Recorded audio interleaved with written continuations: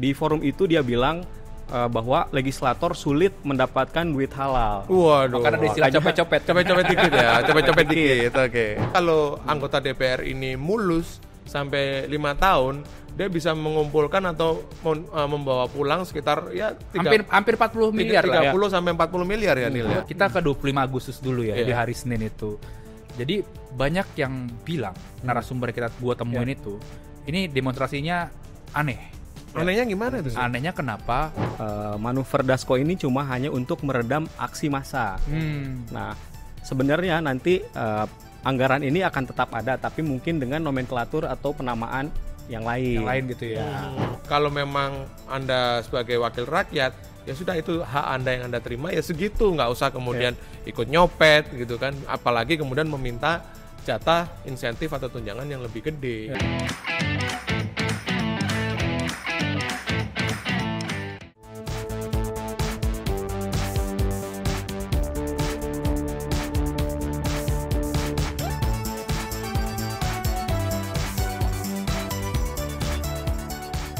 Halo, jumpa lagi dengan Bocor Halus Politik bareng gue Raymondus Rikang. Gua Husein Abri Dongoran. Gua Daniel Ahmad Fajri. Bagi teman-teman yang ingin membaca konten-konten premium Tempo, silakan klik link Tempo Plus yang ada di kolom deskripsi. Jangan baca dan sebarkan konten bajakan ya, karena ada hak ciptanya. Ada juga versi cetaknya. Kalian bisa cek di e-commerce atau klik link di bawah ini. Main apa ini? Kita Sen, Nil. Kita main Yang rame-rame ya? rame. Kita Yang lagi main- Dewan Perwakilan Rakyat sedang menganggarkan dana untuk dirinya sendiri. Oke, itu yang membuat mereka di demo ya? Di demo. Oke, sebelum masuk itu kita ingin berterima kasih kepada para pemirsa Bocor Halus Politik karena kita ingin menyampaikan kabar gembira. Apa tuh? Sen. Dapat Ya, penghargaan juga? Dapat penghargaan lagi.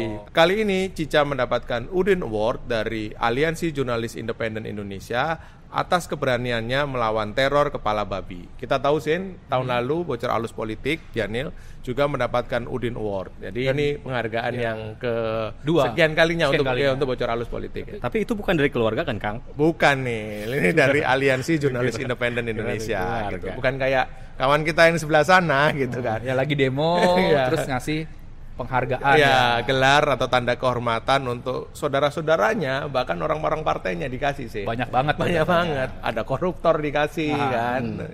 Ya Suka-suka lah penguasa. Suka-suka dia lah gitu. Jadi main apa nih? Nah, kita kembali ke tadi Nil. Jadi kita main demonstrasi dan juga sebenarnya demonstrasi ini kan dipicu ya salah satunya oleh tingkah para legislator di DPR, di Dewan Perwakilan Rakyat itu yang belakangan ini menyampaikan komentar yang tidak simpatik menurut gue, Nil, ya kan? Soal apa? Di tengah situasi ekonomi yang sulit, mereka mengatakan atau sedang berupaya untuk menganggarkan kenaikan tunjangan ya, beberapa tunjangan. Apa aja tuh? Bukan menganggarkan, sudah mendapatkan. Sudah mendapatkan justru ya, berbeda. oke. Jadi ini kan yang rame itu adalah anggaran rumah ya untuk anggota DPR yang nilainya 50 juta per bulan.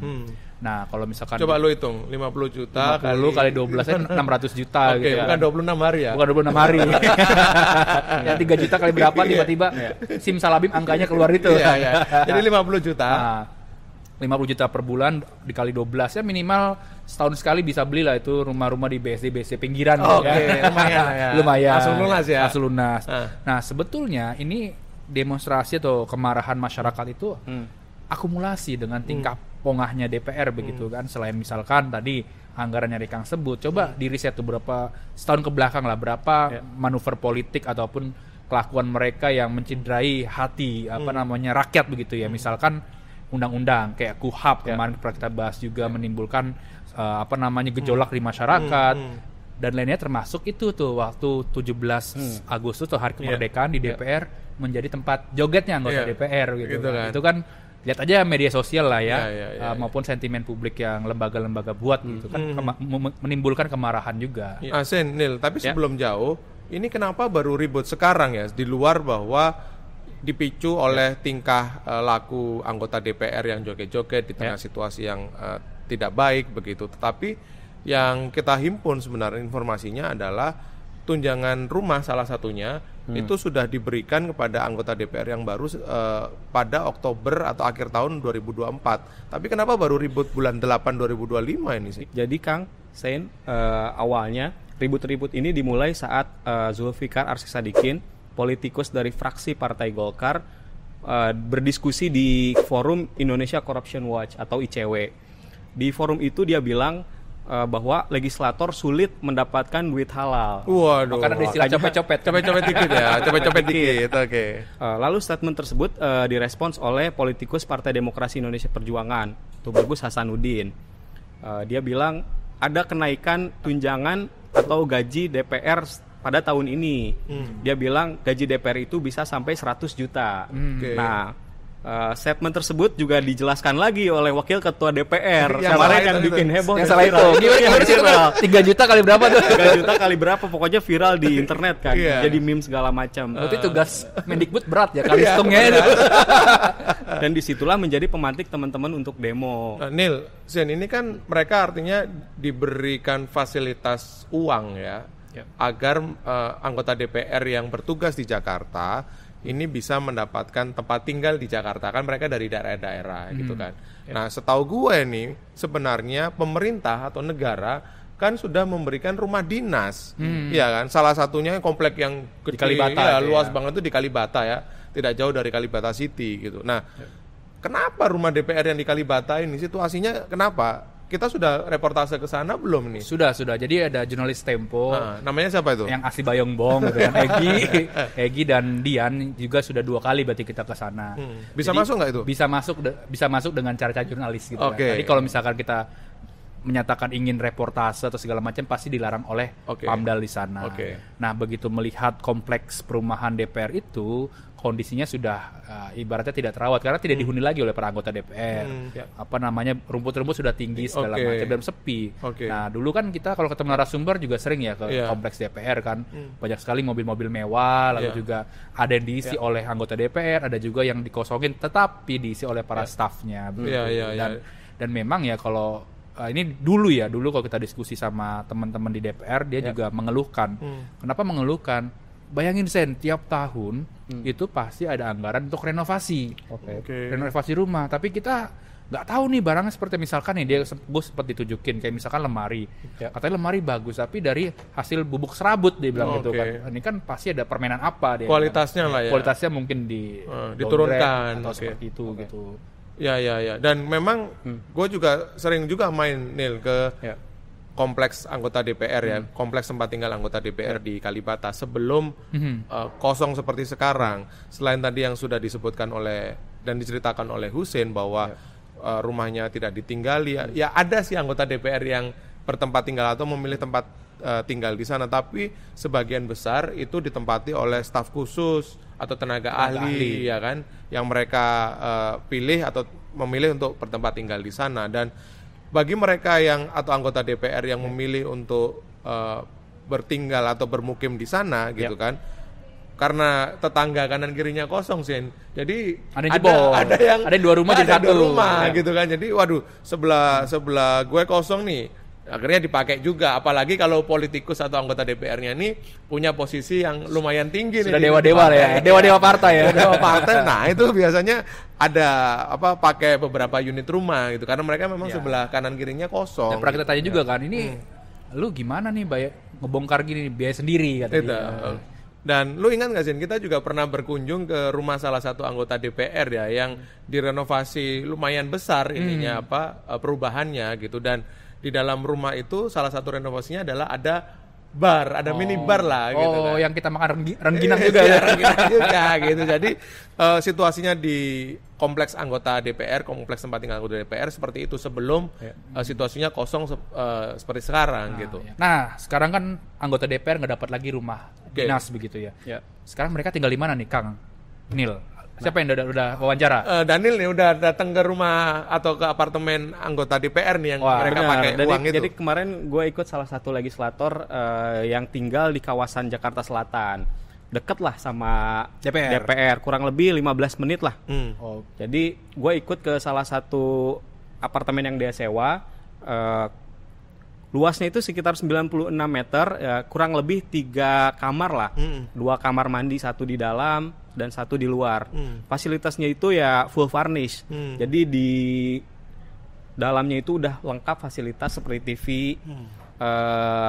kursi dan ada juga balkon yang view-nya itu semacam kolam renang. Jadi dia cuma bawa pakaian aja ya ke situ ya. Dia bawa pakaian aja ke sana. Berapa Nil? Dia bilang nggak itu sewa dia yang dia bayarkan untuk apartemen dengan fasilitas seperti itu? Dia nyewa kurang lebih sekitar 200 juta per tahun. 200, oke. Masih ada cuan 300 juta. Itu Gitu kan. tanpa maintenance. Jadi dia nambahin lagi untuk sewa 200 juta per tahun itu.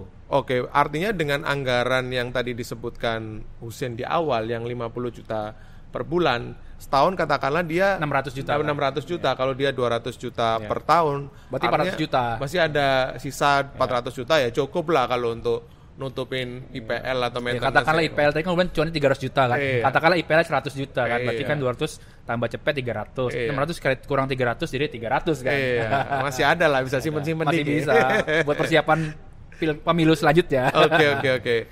Senil, ini kan baru satu variabel aja, yakni tunjangan rumah.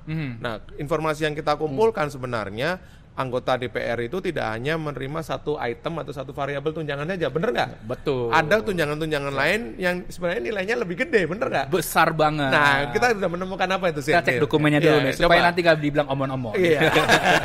Biarkan yang ngomong-ngomong yang sebelah. Nah, di DPR itu kan ada namanya duit reses ya. Oke. Dan uang kundapil atau kunjungan daerah pemilihan begitu. Oke. Nah, di periode sebelumnya itu duit reses itu sekitar 360 juta. 360 juta. Nah, itu per reses. per reses dan Oke. setahun itu resesnya paling banyak 5 kali. Paling 4 banyak. sampai 5 kali lah. Ya, seperti bisa itu. sekitarnya 1,2 sampai 1,5 M betul, lah ya. betul. Kundapil itu periode sebelumnya 160 juta. Oke. Di periode ini 216 juta dan setahun itu 8 kali. Oke. Nah, gue hitung nih. Oke. Nah, dari hanya Sorry Sen, ini biar nggak pemirsa kita biar nggak kebingungan. Kenaikan reses tahun lalu berapa? 360 juta. Sekarang reses itu 360 juta, sekarang itu jadi 702 juta. wih, Hampir 100%, hampir 100%. Wow. Kundapil dari 160 juta menjadi 216 juta. Oke. Dan setahun 8 kali. Oke. Nah, itu gue hitung-hitung nih. Ya, total berapa tuh? Jadi per tahun kalau misalkan dari dana reses dan kundapil saja, mereka tuh bisa dapat 5,2 miliar. 5,2 miliar. Nah, kemarin kan ada data Fitra ya. Iya. Yang data Fitra itu menyatakan bahwa DPR setiap bulan itu kurang lebih mendapatkan 230 juta.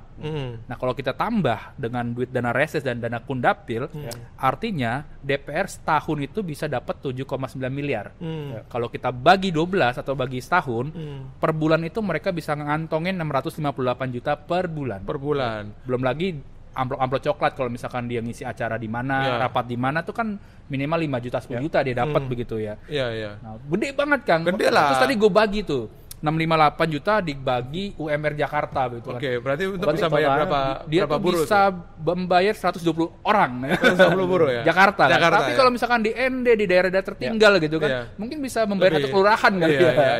Iya. Artinya kalau anggota DPR ini mulus sampai 5 tahun, dia bisa mengumpulkan atau membawa pulang sekitar ya Hampir 40 miliar lah ya. 30 sampai 40 miliar ya Nil ya. Jadi Kang, kenaikan tunjangan itu juga selaras dengan kenaikan anggaran DPR tahun 2026.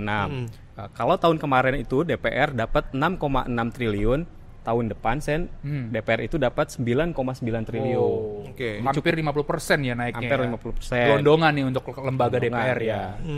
Dan sebenarnya untuk dana-dana reses tadi yang didapatkan oleh anggota DPR Ya. maupun kunjungan dapil, kita juga mesti menyampaikan juga kepada pemirsa kita bahwa ada juga anggota DPR yang memang memakai dana itu untuk dalam tanda kutip dikembalikan kepada konstituen atau dapilnya lewat berbagai program-program pembangunan atau mengatasi berbagai persoalan yang dikeluhkan atau dilaporkan oleh konstituen anggota DPR itu. Tetapi ada juga, kita juga mesti fair dong bahwa mereka tidak memakai sepenuhnya dana-dana yang mereka dapatkan dari reses, dari kunjungan dapil itu, dan biasanya dipakai sebagai tabungan atau amunisi menghadapi pertarungan berikutnya sih. Gue jadi ingat nih waktu gue pernah ke salah satu ruangan anggota DPR ya, dia menunjukkan hasil laporan kundapil dan resesnya dia. Jadi berapa titik itu dia datangi, terus ada laporannya dipublish di media sosial dia atau media konvensional seperti itu. Dia bilang, tapi banyak juga teman-teman gua nih dia bilang, kenapa? Misalkan datang 1 titik tapi bilangnya itu 6 titik gitu. Nah, itu dia.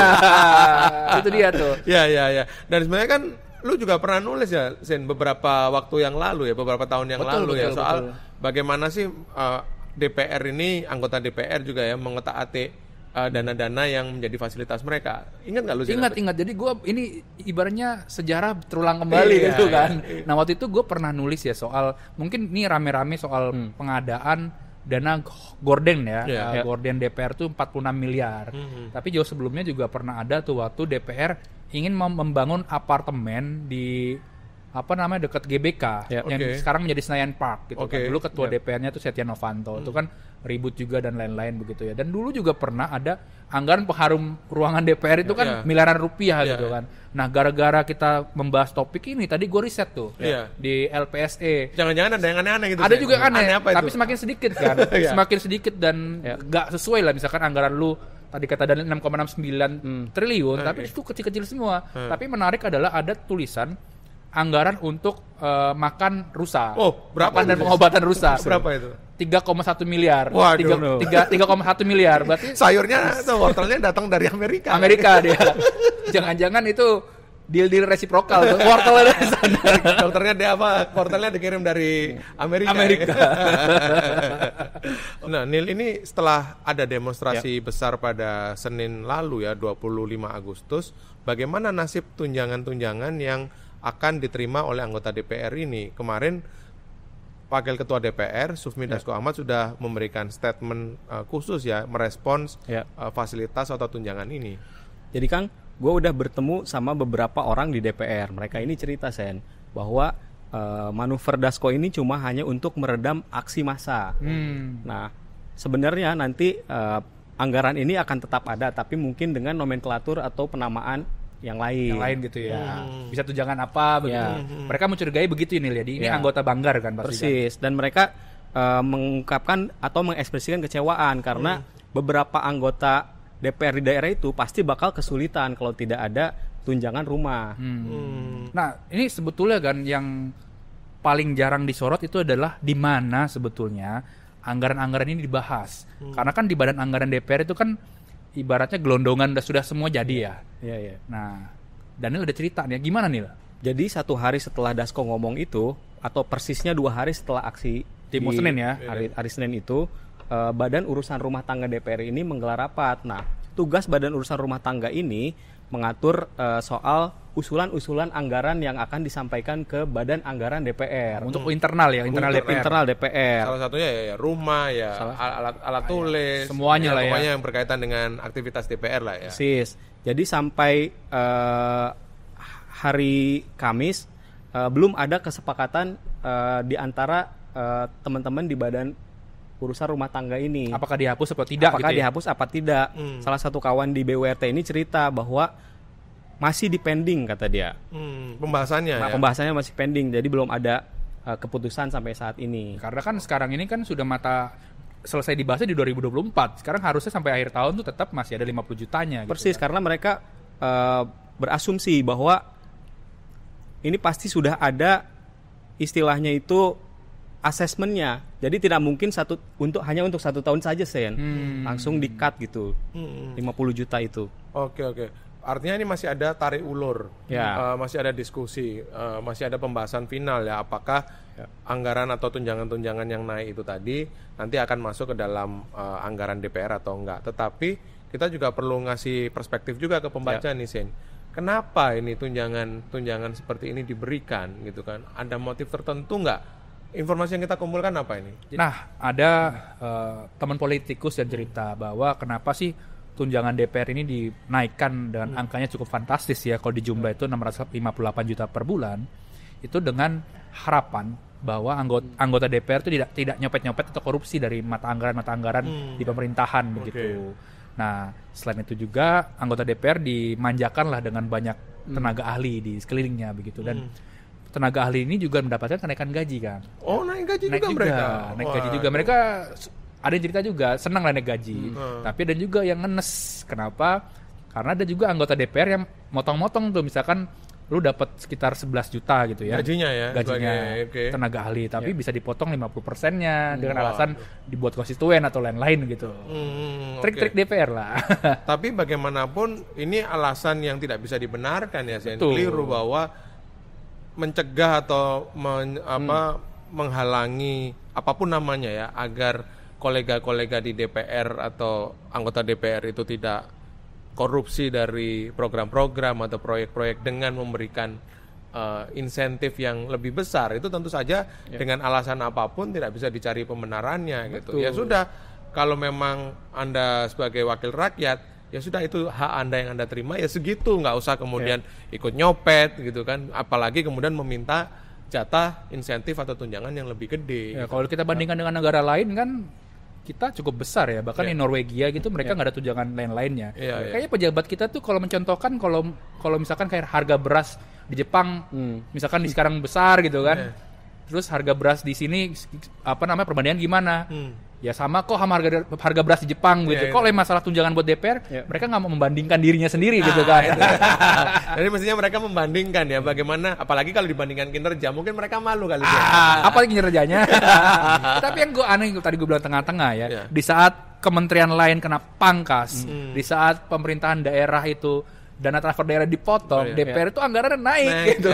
Ya betul. Nah, barangkali perilaku-perilaku atau privilege yang diterima oleh DPR di Jakarta itu pula yang kemudian memicu demonstrasi. Kemarin sudah dibuktikan dengan 25 dan hari ini ketika kami rekaman bocor alus politik pada Kamis 28 Agustus 2025 di DPR juga sedang ada demonstrasi lanjutan ya, Sin, merespons demo 25 Agustus atau 3 hari yang lalu gitu. Betul. Nah, ini pembacaan kalian dari hasil bertemu narasumber ini seperti apa, Nielsen?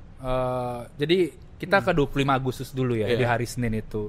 Jadi banyak yang bilang narasumber yang gua temuin itu, ini demonstrasinya aneh. Anehnya gimana itu sih? Anehnya kenapa? Karena BEM universitas, Badan Eksekutif Mahasiswa yang biasanya turun ke jalanan begitu, dan teman-teman NGO atau lembaga swadaya masyarakat yang bisa juga berkonsolidasi itu nggak ikut di dalam demonstrasi hari Senin. Biasanya ya, kalau misalkan demonstrasi terakhir yang soal KUHAP, rancangan kitab undang-undang hukum acara pidana itu kan sempat ada demo juga. Itu beberapa hari sebelum demo tuh mereka rutin tuh berkonsolidasi, diskusi, menyampaikan apa sih substansi yang ingin kita gugat. Oke. Kali ini enggak ya? Kali ini enggak ada. Nah, bagaimana dengan koalisi masyarakat sipil, Anil? Karena biasanya polanya adalah tadi yang disebutkan oleh Husein. Informasi yang kita kumpulkan dan beberapa kali kita bicara dengan teman-teman dari koalisi masyarakat sipil dan BEM juga sih. Mereka biasanya ada diskusi, minta pendapat gitu kan, konsolidasi dengan koalisi masyarakat sipil. Nah, apakah koalisi masyarakat sipil ini juga diajak ngobrol, diajak diskusi dengan teman-teman yang turun ke lapangan ini? Ya, jadi Kang, gue udah wawancara juga salah satu komunitas namanya Bareng Warga. Mereka ini punya 20 organ di daerah. Dan mereka tidak menurunkan organnya itu di aksi tanggal 25. Mereka tidak ada koordinasi dengan atau konsolidasi dengan teman-teman yang turun tanggal 25. Jadi mereka sifatnya hanya memantau dan memberikan tips-tips untuk demonstrasi aman dan lain sebagainya. Jadi komunitas Bareng Warga ini mencurigai ada keanehan saat aksi tanggal 25 Agustus kemarin. Nah, cocok nih sama info gua. Keanehannya kenapa? Karena biasanya nih hasil analisis teman-teman ya di media sosial, itu biasanya akun-akun yang anti demokrasi sama anti demonstrasi itu selalu biasanya kan mendowngrade gitu aksi-aksi demonstrasi. Ngapain sih demo gitu kan, lalalili kayak gitu kan. Hidup Jokowi. Terus terus tiba-tiba mereka itu mendorong atau menyebarluaskan supaya ikut aksi demonstrasi tanggal 25 Agustus. Menunjukkan ini jangan-jangan ada yang mengorkestrasi demo tanggal 25 Agustus gitu. Gue tambahin ya, gue juga kemarin udah wawancara sama Drone Emprit. Apa Jadi, tuh? Drone Emprit ini kan pemantau traffic medsos gitulah. Jadi Drone Emprit ini menemukan emang ada beberapa kejanggalan. Salah satunya pengerahan pendengung, tapi narasinya itu diverse, gak merujuk sama satu sosok. Diverse itu apa, tenggelam? Diverse itu istilahnya narasinya tidak tunggal. Jadi cukup sulit juga memetakan apakah ada yang bermain atau tidak dalam aksi tanggal 25 Agustus tersebut. Oke, keberagaman atau banyak narasi yang bermunculan yang diidentifikasi oleh Drone Emprit itu apa aja? Di media sosial ini kan temuan Drone Emprit ini setidaknya ada 3 hal yang mereka pantau. Pertama, bubarkan DPR, tapi narasi ini ada beberapa klaster. Salah satunya kekecewaan masyarakat terhadap statement-statement pejabat, seperti misalnya yang membubarkan DPR itu hanya orang tolol, seperti itulah. Ada juga narasi yang mendorong Presiden Prabowo Subianto untuk membubarkan DPR. Narasi lainnya yang muncul adalah adili keluarga Jokowi. Jadi si mantan dibawa-bawa lagi. Atau si mantan yang memang mengorkestrasi. Ngeri-ngeri sedap nih si Hussein nih. Oke, tapi hari ini kan juga ada demonstrasi di depan gedung DPR, MPR ya, dan mayoritas atau kebanyakan adalah mereka dari kelompok-kelompok buruh.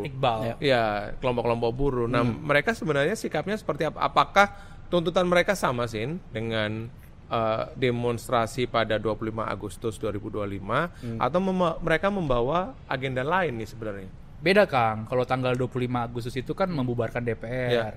Kalau demonstrasi tanggal 28 Agustus ini para buruh itu ada 6 tuntutan. Sambil baca ya. Nah, beberapa di antaranya itu adalah menaikkan upah minimum 2026, lalu juga menolak PHK, lalu juga mendorong reformasi pajak, mendesak pengesahan rancangan undang-undang tenaga kerjaan yang baru, lalu juga menuntut pengesahan rancangan undang-undang perampasan aset dan revisi undang-undang pemilu. Berbeda sama yang dituntut oleh tanggal 25 Agustus kemarin. Gitu. Jadi tidak ada tuntutan atau desakan membubarkan DPR ya? Betul. Nah, gue kemarin juga wawancara lah sama petinggi dunia perburuhan. Gerakan perburuhan. Dia cerita, kan yang demonstrasi di tanggal 25 ini itu kelompoknya Said Iqbal. Ada kelompoknya satu lain adalah Jumhur Hidayat. Gitu ya. Nah, gue melihat itu di grup WhatsApp mereka, namanya perkumpulan atau perhimpunan Van Ongs gitu ya. Itu bahasa belanja orang kita. Di situ memang membahas soal demonstrasi ini tanggal 25 gimana sih segala macam, dan intinya adalah ini nggak jelas nih siapa koordinatornya, pertanggungjawabannya, laporan ke polisi dan seterusnya. Akhirnya Jumhur Hidayat itu melakukan narasi sebaliknya, demonstrasi bahwa buruh tidak terlibat dalam aksi demonstrasi, dan terbukti kan tanggal 28 ini Jumhur Hidayat tidak ada di lapangan begitu ya. Dan ada juga cerita bahwa ini perseteruan lah antara Jumhur dengan Said Iqbal untuk di posisi tertentu, yaitu adalah Dewan Kesejahteraan Buruh yang pernah disampaikan oleh Presiden Prabowo ketika di Hari Buruh yang di Monas itu ya. Nah, sampai sekarang kan posisinya lembaganya belum jelas seperti apa, dan nanti juga pasti akan dipimpin oleh kepala di situ yang setingkat oleh menteri begitu. Jadi ini ada persaingan kekuasaan juga ya, perebutan kursi juga sih. Betul. Dan ini Kang, gue akan balik sedikit ya soal teman-teman mahasiswa ya. Nah, beberapa pemimpin BEM ya yang gue wawancara juga, mereka bercerita, Mas, kemarin kan lu ngebahas Pati yang episode sebelumnya gitu ya. Tapi lu ada yang kurang. Kenapa? Ternyata ada beberapa pimpinan BEM di Jawa Tengah itu yang dilobi-lobi sama petinggi di Jawa Tengah supaya tidak ikut demo di Pati. Kenapa? Kalau ikut demo di Pati khawatir semakin luas lah aksi-aksi ini dan merembet ke nasional. Tetapi kawan ini tetap turun tuh ke Pati gitu. Dia menyayangkan lah teman-temannya yang sudah ibaratnya diminum oleh kekuasaan gitu kan, ketika demonstrasi malah diajak ke Jakarta begitu ya, sementara yang lainnya ikut menyaksikan ataupun meramaikan lah demonstrasi di Pati itu, Pak. Jadi Kang, melihat kenaikan anggaran dan tuntutan untuk membubarkan DPR ini, kalau Tempo sikapnya seperti apa ya? Ya, jadi kita ingin merespons dinamika 1 pekan terakhir ya, terutama soal bagaimana masyarakat mencoba untuk mendesak pembubaran DPR sih. Tempo sendiri melihat bahwa pembubaran DPR itu secara politik dan konstitusional itu tidak mungkin, ya kan? Kenapa? Satu, dari sisi politik, DPR itu masih sangat dibutuhkan oleh Prabowo untuk menjadi tempat atau lembaga yang menstempel dan memberikan persetujuan terhadap program-program atau proyek-proyek mercusuarnya. Itu satu. Kedua, secara konstitusional itu memang tidak mungkin karena pada November 2001 ada perubahan ketiga Undang-Undang Dasar 1945 yang mana situ memasukkan pasal 7C. Ya, secara eksplisit dituliskan bahwa presiden tidak bisa membekukan dan atau membubarkan Dewan Perwakilan Rakyat. Jadi secara konstitusional dan politik itu tidak mungkin. Nah, kita mesti melihat saja bahwa demonstrasi yang menuntut pembubaran DPR itu sebagai ekspresi kekesalan dan kemarahan warga terhadap lembaga legislatif ini. Karena apa? Selama mungkin sekitar 5 tahun terakhir, terutama di periode kedua Jokowi, DPR itu adalah lembaga yang ikut terlibat dalam proses-proses legislasi yang ugal-ugalan, Nil. Ya kan, mulai dari undang-undang IKN, undang-undang Cipta Kerja, undang-undang pertambangan mineral dan batu bara, terus kemudian sempat terakhir itu ada undang-undang TNI dan juga undang-undang pemilihan kepala daerah. Itu semua adalah proses legislasi yang tidak proper, ya kan? Jangan lupa apa itu? Gibran masuk jadi wapres kan dimantapkan dengan DPR juga kan. Betul. Urusan MK lalu ke DPR. Betul. Jadi itu salah satu proses legislasi yang tidak proper, tidak melibatkan partisipasi publik. Nah, ketika kinerjanya aja sudah buruk seperti itu, ditambah mereka sekarang mendapatkan tunjangan yang gede banget gitu. Jadi ekspresi atau demonstrasi yang muncul dalam pekan ini itu menunjukkan ekspresi kemarahan dan kekesalan warga, dan memang warga mestinya begitu dalam sebuah republik gitu kan. Warga itu juga punya tugas, yakni mengkritik lembaga-lembaga yang tidak menjalankan perannya secara ideal. Dalam hal ini DPR yang punya peran legislasi dan pengawasan tidak dijalankan sebagaimana mestinya, dan demonstrasi itu adalah salah satu sarana untuk mengekspresikan kekecewaan dan kemarahan itu. Dan dijamin konstitusi juga kan? Dijamin konstitusi juga. Jangan ditangkep-tangkepin nih. Ya kan? Oke, cukup ya. Cukup. Saksikan terus Bocor Halus Politik di YouTube Tempo.co dan kalian bisa mendengarkannya di Spotify Bocor Halus Politik. Sampai jumpa.